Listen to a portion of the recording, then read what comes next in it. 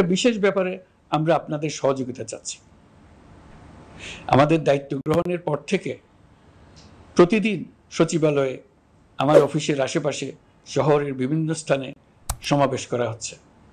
গত 16 বছরের অনেক দুঃখ কষ্ট আপনাদের জমা আছে, সেটা আমরা বুঝি।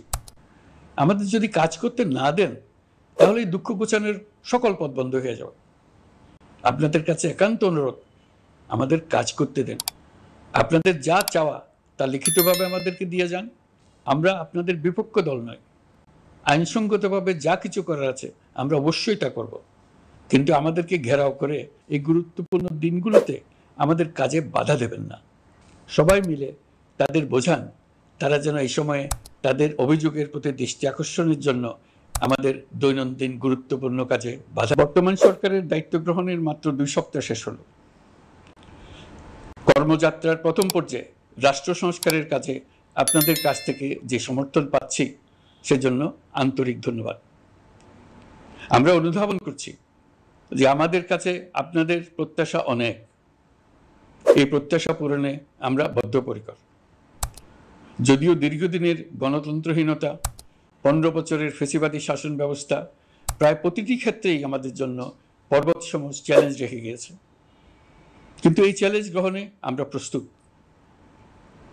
আজ আমি সরকারের পক্ষ থেকে আপনাদের দোয়া ও সহযোগিতা কামনা করতে আপনাদের সামনে এসেছি। শুধু আমি বলবো, আপনাদের একটু ধৈর্য ধরতে হবে। এখনই সব দাবি পূরণ করার জন্য জোর করা, প্রতিষ্ঠানে ঢুকে ব্যক্তিবিশেষকে হুমকির মধ্যে ফেলা, মামলা গ্রহণের জন্য চাপ সৃষ্টি করা, বিচারের জন্য গ্রেফতারকৃত ব্যক্তিকে আদালতে হামলা করে আগেই এক ধরনের বিচার করে ফেলার যে প্রবণতা, তা থেকে বের হতে হবে। ছাত্র জনতার বিপ্লবের গৌরব ও সম্ভাবনা এসব কাজে ম্লান হয়ে যাবে। নতুন বাংলাদেশ গড়ার প্রচেষ্টা হতে ব্যাহত হবে। রাতারাতি এই পরিস্থিতি থেকে উত্তরণ কঠিন। নড়বড়ে এক কাঠামো, আমি বরং বলবো জনস্বার্থের বিপরীতমুখী এক কাঠামোর উপর দাঁড়িয়ে আমাদেরকে দেশ পুনর্গঠনের কাজে হাত দিতে হয়েছে। আমরা এখান থেকেই বাংলাদেশকে এমনভাবে করতে চাই যেন এদেশে জনগণই সত্যিকার অর্থে সকল ক্ষমতার উৎস হয়, বিশ্ব দরবারে একটি মানবিক ও কল্যাণকর রাষ্ট্র হিসেবে সমাদৃত হয়। তরুণ প্রজন্ম, শিক্ষার্থী ও জনতার আত্মত্যাগের প্রতি সম্মান জানাতে রাষ্ট্র সংস্কারের কাজে সফল আমাদের হতেই হবে।